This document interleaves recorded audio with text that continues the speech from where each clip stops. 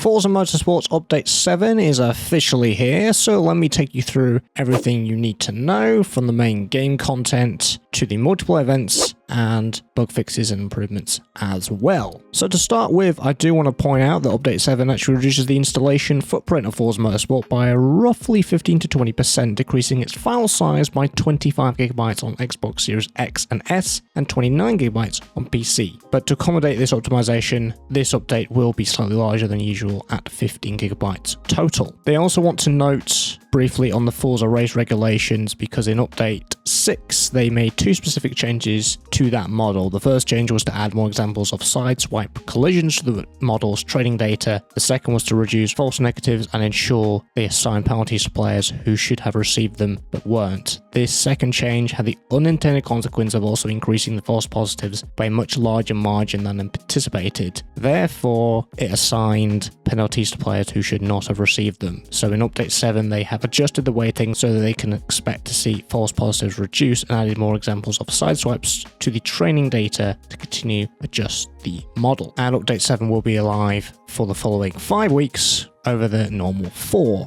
So as for that game content now, the track edition for this month is going to be Brands Hatch, the Grand Prix and the Indy Circuit. For the career events, the featured tour is Retro Racers Tour, available from April 10th. And within that, you've got the Rulebook Races, which starts on April 10th, Unlimited Races, April 17th, Grand Prix Races, April 24th, and Consumption Races, which starts May 1st. For the Open Class Tour, it's 1960s Celebration from May 10th, which includes E-Class, D-Class, C-Class, and B-Class. For the reward cars, the Retro Race Tour, you've got the 1977 Renault number 17 equipped Renault Elf RS01. For the Open Class Tour, you've got the 1964 Brabham BT8. As for the Spotlight cars, you've got the 1981 Ford number 2 Zack Speed Racing Capri Turbo from April 10th. The 1969 Lola number 10 Simon's Special T163 from April 17th, the 1967 Brabham BT24 from April 24th, the 1988 Jaguar number 1 Jaguar Racing XJR9 from May 1st,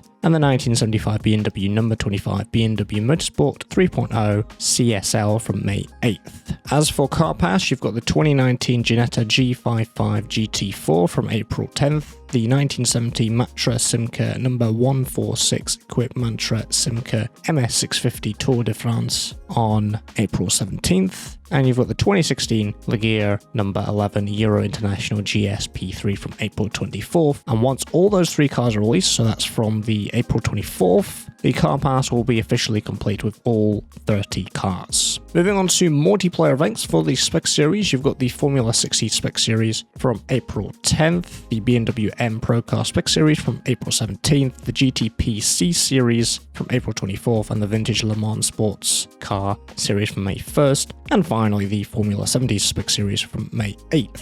For Open Series, you've got S-Class and B-Class from April 10th, X-Class and D-Class from April 17th, R-Class and A-Class from April 24th, P-Class and C-Class from May 1st, and S-Class and E-Class from May 8th. For the Spotlight Series, you've got the 1981 Ford number 2 Zack Speed Racing Capri Turbo from April 10th, the 69 Lola from April 17th, the 67 Brabham BT24 from April 24th, the 88 Jaguar Racing XJR9 from May 1st, and the 75 BMW Motorsport CSL from May 8th. For Rivals events, you've obviously got the featured track Brands Hatch with the 1969 Lola number 6 Sunoco T70 Mark 3B for the GP circuit from April 10th. For VIP members, you've got the Sunset Showdown in the 1987 Porsche 962C at Hockenheim Full Circuit from April 10th. So for the Spotlight Rivals events, you've got the 1981 Ford number 2 Zack Speed Racing Capri at Watkins Glen Full Circuit from April 10th. The 1969 Lola number 10, that's going to be at Spa from April 17th. The Brabham BT24 is going to be at Indianapolis Motor Speedway Brickyard from April 24th. the Jaguar XJR9 is going to be at Kyalami GP circuit from May 1st, and the 75 BMW CSL is going to be Maple Valley full circuit from May 8th. That concludes the content. As for bug fixes and improvements, first of all, stability. They've addressed a stability issue where a game would crash after changing cars before starting a full grid race in free play. And they've done a few fixes here. So a crash that occurred when applying race brakes to the 1998 Toyota Supra RZ and then selecting exit without saving from the upgrades menu. When the player loses internet connection during the unsaved changes message pop up in the livery editor, a stability issue when suspending the game while in the livery editor with unsaved changes, and they've also fixed a PC stability issue where the player would encounter an infinite loading screen when selecting design and pay for the car that hasn't been purchased. For graphics, gamma changes have been made to address banding in dark base color values. They fixed an issue where the screen flashes while browsing suits in the driver customization menu. They've updated the update and tune spec to have brighter default lighting. They've also reduced the video memory usage when the color quality setting is set to medium, high, or ultra.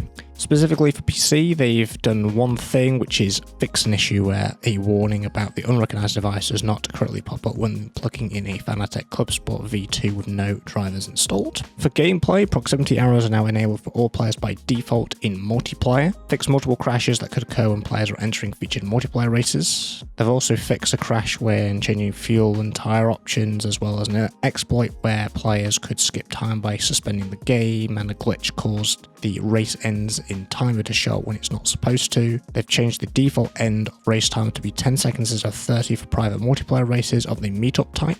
And they've also fixed replays of multiplayer races not pausing, an issue where driver tires were invisible to the player if you rapidly start a race in free play, and an issue where fuel telemetry estimates in the fuel and time menu always displayed is 0 regardless of adjustments by the player. For UI content, the fuel and tire screen will now correctly show 0 required pit stops and unlimited fuel when the current event does not have fuel and tire wear enabled for any reason. Proximity cameras now angle themselves based on a car world position relative to the player, car, and camera rather than the screen space projection, providing more accurate arrow directions, especially in non-chase camera views. Proximity arrows will now properly display in cases where cars are close in terms of world position but far based on track progress, such as the bridge on Maple Valley full circuit. Proximity arrows now use the distance between the player car and other cars rather than distance between the player camera and other cars. Arrows are now more sensitive in cases where other cars are much faster than the player car. For driver tire AI, they've made small adjustments to the driver tire AI to correct race start behavior for free play races with a small grid,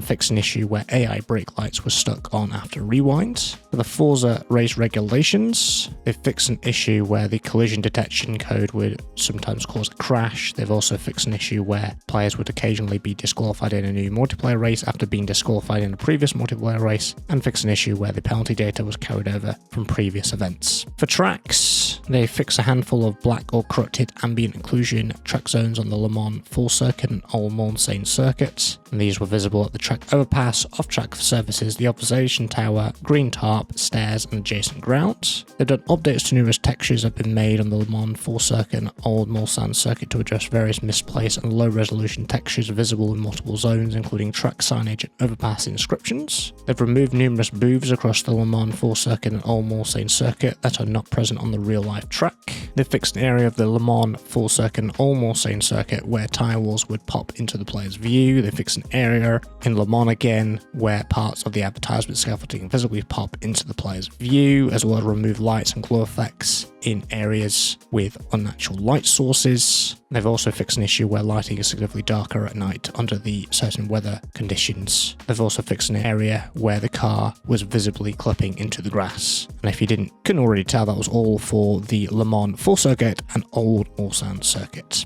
For cars, for the 1971 Ford Mustang Mach 1, they fixed an issue where the Mustang logo on the grille is black instead of chrome. For the 1970 Mercury Cougar Eliminator, they've added a missing part of their car headlight cover, also known as the retractable shutter. For the 2017 Alfa Romeo Giulia, they fixed an issue where rain is affected in the gauge cluster when racing. For the 1967 Brabham BT24, they've added the missing shift animation to the car. For the 2021 McLaren Sabre, they fixed an issue where the player is unable to change change the rear downforce after upgrading to the race rear bumper. They have also introduced a pop-up which warns players when they are about to sell a reward car that they may not be able to reacquire. For audio, for the 2016 Lamborghini Aventador LP750 4SV, they've updated the engine audio based on community feedback, and they've done the same with the 2018 Ferrari 812 Superfast. For the 2022 Porsche 718 Cayman GT4 RS, they fixed a bug where the car was loading the incorrect audio files. And for Nürburgring Nordschleife, they fixed an issue where service transition sounds were not playing. For audio, this is specifically for PC, they've added new audio settings to reduce CPU usage. So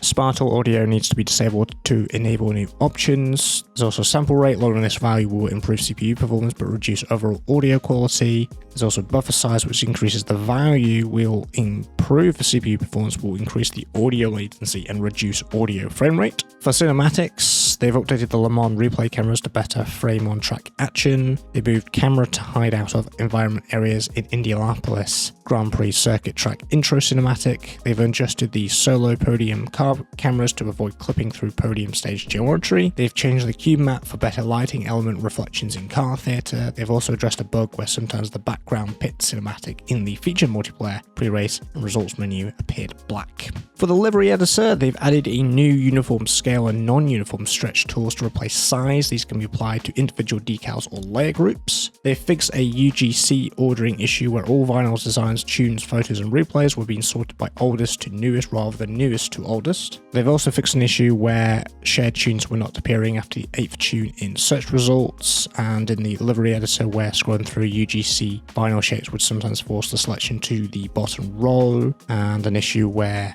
a empty livery file was being created if the user raised paint decals for a vehicle, and an issue where audio was not providing continuous feedback when moving a decal in the livery editor. They've addressed issues with the consistency of scrolling speeds in the livery editor. They've also done a few fixes, so a content not available error when selecting a saved livery for an unknown car, where vinyl group sizes could not become negative and then become difficult to return them to positive values. Altering the opacity in a non-highlighted layer wasn't reflecting the appropriate value after being highlighted. They've also removed mouse acceleration when moving decals in the livery editor. They've addressed sensitivity and accuracy issues when adjusting decals using a keyboard. They've added a Mind Designs button to the media submenu so the players can quickly manage their liveries. They've also added a Purchase Car and Apply Livery button to My Designs that appear when selecting a livery for an unowned car. This button provides the player with a streamlined process to buying cars for their catalogue of liveries. For accessibility, the screen narrator will once again narrate the telemetry estimates on the fuel and tyre screen. They've also fixed a few issues where the screen narrator does not read gallery stats. An asset issue occurs when navigating through vinyl search results, where there's no audio feedback when moving a decal by holding left stick. An issue where the credits icon is placed inconsistently in the Get More Car Points prompt in certain localizations. An issue where the incorrect behavior when navigating through vinyl search results in line when pressing and holding right D-pad or left stick. And they fixed an issue where longer game tags overlap the creator title in the created group's vinyl menu while the menu text size is to the largest. The screen narrator now correctly reads replays in My Files, and they've also added missing narration for apostrophe key for the zoom command within the livery editor. For accessories, they fixed an issue where no prompt appears for unrecognized or outdated drivers for the Fanatec Club Sport V2. They've also fixed an issue where the input profile for the Fanatec CSL Elite wheel wasn't shown correctly. Finally, for localization, they have done some various subtitles which are fixed across all languages. That's it. That's everything you need to know about Update 7. There's quite a lot in there, so let me know in the comments below what was your favorite, what do you need for them to fix next, and are you still playing Forza Motorsport, or have you completely given up? Let me know in the comments below, and if you enjoyed this video and found it informative and helpful and like to see more content like this one, make sure you are subscribed. I make other racing content and simulation games, so if that interests you, you can stick around and I'll see you in the next one. Take care.